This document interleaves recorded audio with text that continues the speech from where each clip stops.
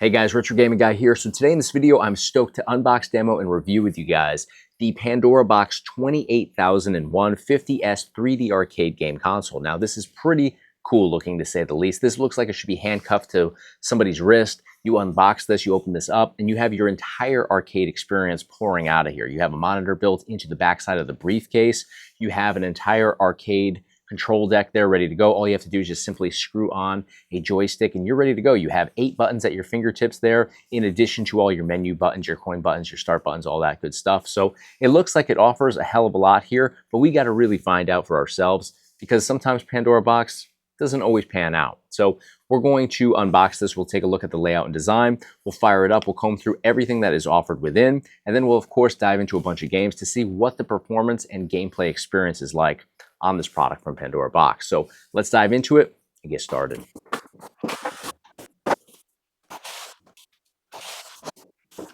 So we've got a user guide right here, which we can actually thumb through. And it does walk through all the contents within the packaging here. Walks through all the internals, shows you the layout and design. It does have some information here that does not pertain directly to this product, but most of the setup and all that stuff is going to be very similar. So we'll go ahead and set that aside. This does also come with one controller as well, the gamepad controller, I should say. We've got some extra buttons in here. So I'm going to dump everything out here on the table just so we can see everything. Right here we have our power supply cable, which I believe is a 12-volt AC-DC adapter. Yes, it is 12 volts. Awesome. Right here we have a HDMI cable, so regular HDMI cable, and it's quite a lengthy cable as well. Let me see if it says out here how many feet it is. It does not, but it looks like it's about 6 feet. We have our joystick right here ready to go. Simply threads on there. We have the protective piece that goes underneath there. And then we have some additional buttons right here. So let's go ahead, and this is just a handle for the actual box itself. We'll take a look at the gamepad controller, just your typical PlayStation 2 style controller, USB connection right here. Instead of the shapes, you have just 1, 2, 3, and 4 down here. But the action on here seems to be decent. It's very, cost effective, low budget, but everything seems to work and be responsive. I don't see any, crappy buttons or anything like that. I think it'll get the job done, but we'll obviously test it out. Now let's dive in here and open up this briefcase, which I think is super cool. Very high end. You can see that we have ports coming through the entire backside here. You have all your port offerings, and we'll jump right into all of that. So we have our DC power supply, again, 12 volts power supply connection right here, HDMI right there. So you can bring this up onto a TV if you want to. VGA connection, settings button, volume, our TF slot right here. So our micro SD card is in here, and I'll eject that just so we know what capacity this is. And it is a 128 gigabyte micro SD card, so that's good. And we also have 2 USB ports on the backside. So if you wanted to go ahead and bring in your gamepad controller into the mix, you would simply go ahead and plug that in right here, just like that. So very simple process here. All right, let's go ahead and open up the console here. Now you can see we have our 14-inch screen built into the actual top of the briefcase here, and we have our control deck located right below that. So we've got 8 buttons on here. We actually have 2 additional buttons that were included in here that obviously are not installed within, but if we had an issue with any buttons, we can easily swap these out. You can always buy replacements as well. So we have our LED on and off switch right here, DC 12 volt on and off right there. So that's going to be your power supply for the entire thing here. We have a protective plastic over the entire control deck here. So I'm actually going to leave that on for right now, but the graphic underneath, I'll actually pull it back ever so slightly so you guys can see the finish on here, but really sleek design on the control deck. Love the fact that they are taking the time to, put protective plastic down over this because it's very easy to scratch this up, especially when you are gaming on here. So obviously when you get this shipped to you, always good to have the protective plastic just to ensure that it gets to the buyer, in the condition that is desired. Now, we also have a power display right here, so it'll tell you the battery life of this. So this does hold the charge. You don't have to have this plugged into the power supply all the time, but obviously you're going to want to charge it and obviously monitor what the battery life is on here. We also have start. We have a play or pause button right here, or it appears to be play and pause, and then this one says pause over here. So they may have different uses depending on what game you're diving into, we'll definitely check that out. But again, 8 buttons over here: A, B, C, D, E, F, and then R1 or G, R2 or H down here. So different games, obviously different controls, but very much like what we're seeing right here. Now you may find as you remove the plastic that it gets stuck under some of the edges of the buttons here. If that's the case, you can actually pop the buttons out completely, get the plastic out from under there. But I do find if you just kind of work at it, you are able to get everything around the trim of those buttons without having to remove anything. So just depends on how careful you are and how much time you spend on there. But let's go ahead and actually install our joystick. So you're just going to put the plastic piece down first, then just simply thread the lollipop joystick in place. You may have to grab a tool just to kind of tighten it at the very end. I recommend just kind of pressing it up against, there's a flat piece on the base here. And if you just apply a little pressure there, you're able to tighten this up much easier. Now up here, again, 14-inch screen. We can go ahead and peel off the protective piece right on there as well.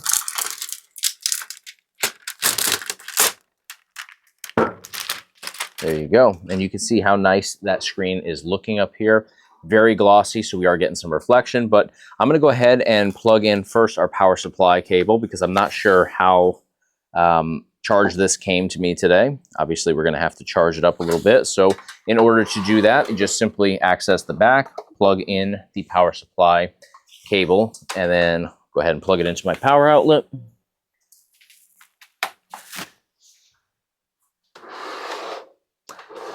And now let's go ahead and power the whole thing on. So we'll first put the LEDs on, and then we'll also provide power to the entire unit.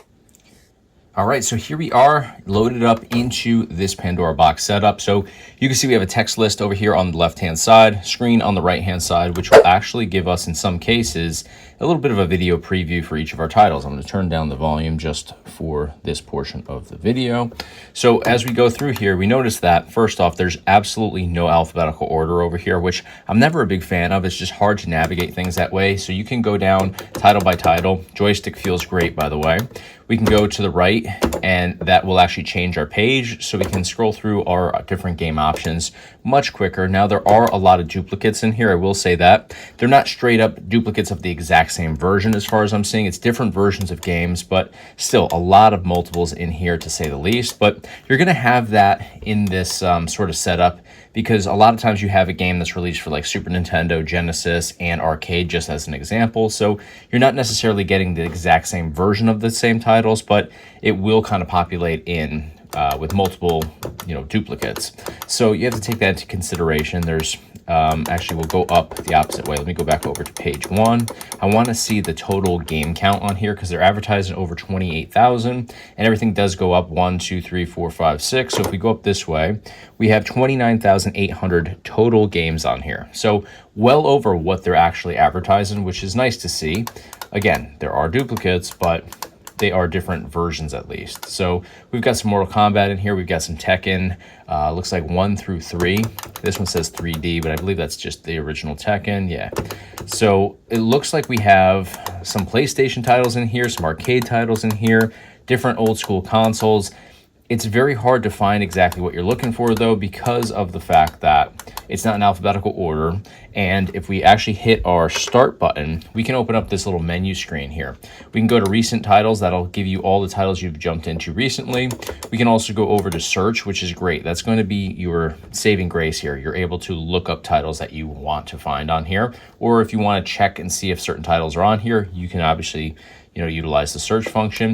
Beyond that, though, there's no collections for individual console releases. So you can't go in here and look up just Super Nintendo titles. You can't look up just Genesis titles. Your only categories are 3D games, 3 and 4 player games, fighting, action, shooting, sports, and puzzles. And there's nothing else on here, so I can't go left or right or down or up. It's just the 9 options that you see right here. So very limiting here. If we went into action titles, we could find all the action games in here, but it's not that simple to find exactly what you're looking for. Now let's use the search. Actually, I want to go into 3D games first. Did I do that correctly? Should be okay. Yeah. So Let's see. So if we select with A, that'll pull up all of our titles over here. Now, if we go into our search function, we can confirm that. We can type in, like, let's say Sonic. Let's see what Sonic games are in here. So we'll just type in Sonic. And everything should populate in that has Sonic in the title. And how do we confirm this? Let's try hitting start. Yeah, okay, perfect. So Sonic Boom is not one of the Sonic the Hedgehog titles, but we've got Sonic the Hedgehog 2, 3, Sonic Eraser over here.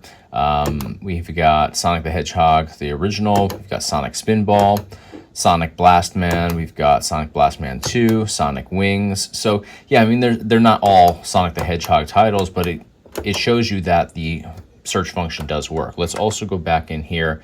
I'm a big fan of Moonwalker, the Michael Jackson arcade game. And they actually have versions for like Super Nintendo, I believe, as well as Genesis. So I want to see what populates in here. If we just type in like Moonwalker, where's the W? There it is. We'll just do that much. And we have 2 titles that populated in. Let me see if it's probably that one there, Moonwalk BL2. Yeah, so it populates in the video preview there. So it's not spelled out, but it does populate in. So as long as we're able to locate it, that's good. So we'll jump in here momentarily, but let's go into the search function again. And I want to see if we have some WWF titles. I saw one before. So, all right, yeah. So some of these are spelled a little funky, like WWF WrestleFest, my favorite game, populates in perfectly. This one right here is WWF Superstars. Obviously, it's the file name. It's actually abbreviated. Same thing here with WWF WrestleMania. It says WWF Mania. So it can be a little challenging, but you'll see here that we do have duplicates because we have Superstars here. We have Superstars here again. We have Raw. We have Royal Rumble. These are the old school console releases. We've got Super WrestleMania. Here's another Raw, but this is probably a different version than the one up here because I know this was released to Genesis and Super Nintendo. And I'm not sure of all of these, but I am seeing about 2 for each one, so that's probably what it is. It's different versions. We'll keep moving through here. And then this one says WrestleMania 3D. I saw the other one before. So this is probably the PlayStation version. The other one there is probably the arcade version. So they are different versions, but yes, it's the same title. Keep that in mind. I know it'll bother some people. Others will, understand that because it's for a different console or collection, it's not really a big deal at the end. So what else should we look up here? Let's look up like, I'm not sure if there's any Mario in here. I know Mario games have been removed from a lot of these plug and plays. You can obviously add stuff like that, but let's see if any Mario titles populate in. All right, so we do have Mario Brothers here. Yeah, we do. We do have a lot of the Mario titles here. So like it won't say like Super Mario Brothers, it'll say like Mario Brothers, in different versions. So it looks like we have quite a few different versions here. In fact, there's 6 pages.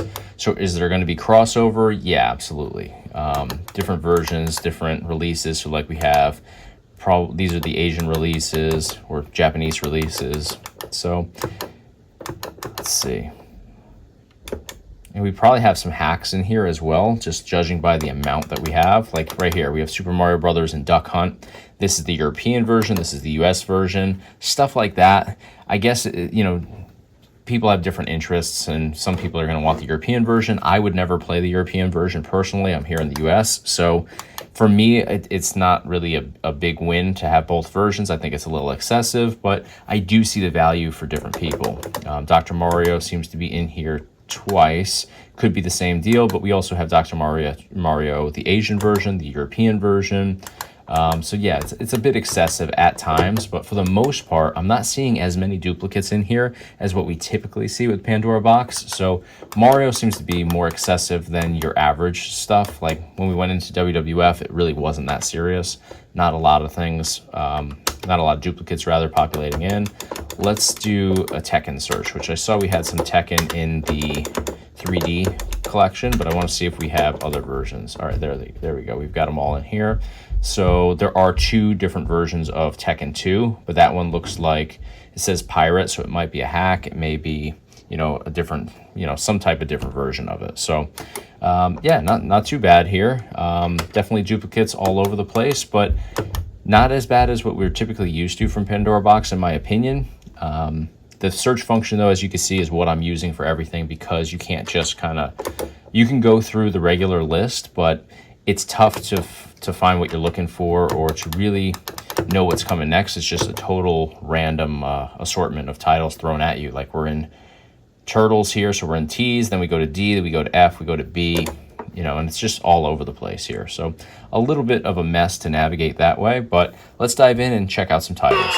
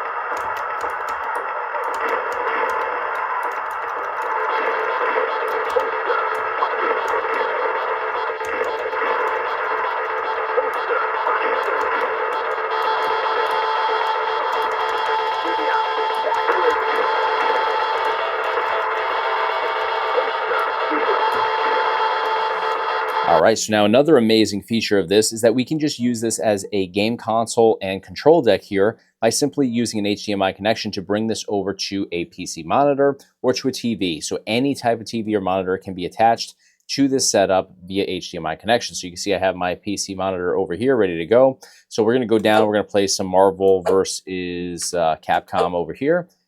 Let's get started. Fight!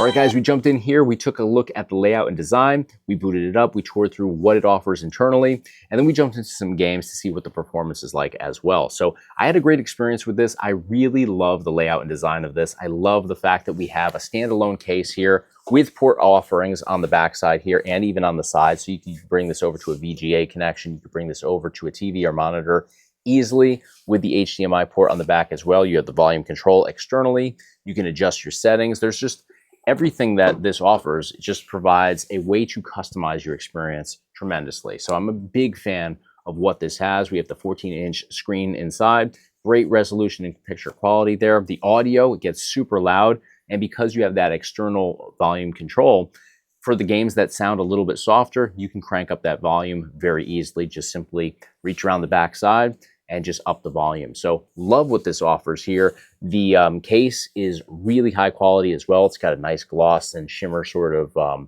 color to it as well. The only thing I would say, if I'm being super picky, is give us a handle on here, man. Like, if this had an actual briefcase handle, it would look so much cooler, and it would be practical as well. You can literally take this with you anywhere, which you can do anyways, but to have a handle externally on there that you can just, you know, pick it up easily. You don't have to, you know, hold it with two hands or struggle to pick it up. You just be able to grab it by that handle and tote it around with you. I think that would be insane. So I'm a big fan. Like I said, the performance is great on here. The only downside that I see, aside from the handle, which is a minor issue, I'm not crazy about Pandora Box's layout internally. So in terms of how you locate titles, it's not in alphabetical order, so that makes it a pain, especially if you're OCD like myself. You just have titles kind of randomly thrown into the mix. So every time you switch pages or you go title by title through the list, you have no idea what's coming next. So it's, you know, it's kind of luck of the draw as to what you locate easily. The categories on here, you know, like puzzle games, fighting games, sports games, like they're not great. I mean, it kind of narrows down the search a little bit, but not enough to where it's really easy to pinpoint what you're looking for on here. You know, if you're specifically looking for fighting games or sports games, then yeah, it simplifies it slightly. But there's no console collections on here. So like there's Neo Geo offerings here. There's no Neo Geo specific, you know, collection that you can dive into to explore just Neo Geo titles. Same thing with Genesis. Same thing with Classic Arcade. It's just luck of the draw. You're going to find what you're going to find. 3D games I found was a lot of PlayStation titles, which was cool. But it wasn't specifically saying exactly what they were, you know, in terms of what collection they belong to. So there's a lot to be desired there. However, the search function is the you know, lifesaver here, because you're able to go into that search function, and even when they abbreviate titles, they populate in, like Moonwalker today. Looked for Moonwalker, I was able to locate it. It wasn't a seamless search process, but I still was able to find the game relatively easily. Even some of the WWF titles, they have weird spaces, or they're kind of abbreviated and kind of all the words are pulled together. It still populates in if you just type in WWF. So I was able to locate everything very easily. I went on Amazon and I looked at the reviews here, and there were a couple reviews that, actually just 2 reviews. One said that they had a bad power supply cable. Those things can happen. It's just a very basic 12-volt power supply cable, so you can get those really inexpensively if it were to crap out on you at some point in time. So I don't really look at that as something that's a major issue. If obviously you get it brand new and it doesn't work, then you address that, they replace it, no big deal there. Another one said that there weren't as many games as what was advertised. So this advertises 28,001. There's in fact over 29,000 games on here. Are there duplicates? Of course there's duplicates. There's duplicates all over the place. There's different versions of games. There's the European versus US version in some cases. And then of course we have duplicates because a lot of titles were released like Super Nintendo and Genesis and also Classic Arcade. So in some cases you can get 3 versions of the same game, maybe even 4 or 5 versions of the same game in really rare cases. I will say I've reviewed other Pandora Box products in the past, and this one is put together much better than what I've seen in the past. I've been very critical of the fact that sometimes they really pad the numbers and they add way more duplicates than are reasonable, like a Genesis release, Super Nintendo release, and Classic Arcade or MAME release.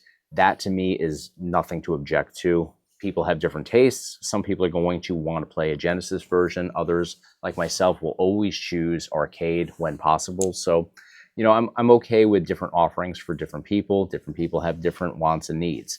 But if you have like 6 versions of the same title and it's literally the same exact version, that's where I start to look at things and think, all right, they're just trying to pad the numbers. And yeah, there's some of that in here, but much less than what we're used to with Pandora Box products in the past. So they're definitely going in a better direction than what they've done in the past here. It's a high quality item. I love the picture quality, like I said, the performance, everything that it delivers or it promises, it delivers on. So I'm a big fan at the end of the day. Let me know what you guys think though. This is priced at $250, which is a tall ask for what you have here, but given the fact that you have a standalone setup that you can literally open up and dive straight into gaming on here, I think that's pretty cool. And while I'm thinking about it, one other thing that I would say they should figure out is a compartment where you can store the joystick, because obviously you have to remove the joystick. It's a simple unscrewing process to remove that and then close this down. But you should have a spot where you can easily store the joystick. And I'm going to look at this one more time to make sure that I'm not overlooking anything. No, there's unfortunately no spot where you can store that. So I would say try to find a way to incorporate a compartment on the bottom side of this where you can just pop a little tab out, put that joystick in there when you're closing everything up, and then have a little cover that, locks it in place. So that's about it for this review today. Let me know what you guys think in the comments, though. Do you think the price is fair? Do you think the performance, is good on here? Do you like the layout and design? Let me know in the comments. If you want additional information on this product, I'll provide you guys with a link at the top of your screen as well as in the description of this video. That's going to do it for today, though. Thank you guys so much for watching. You guys know the deal. If you enjoyed the video today, please give me a thumbs up on the video. It's a huge help to me here on YouTube. And of course, hit subscribe to stay in the loop for all future videos right here on the Retro Gaming Guy YouTube channel. Thanks for watching. I'll see you in the next one.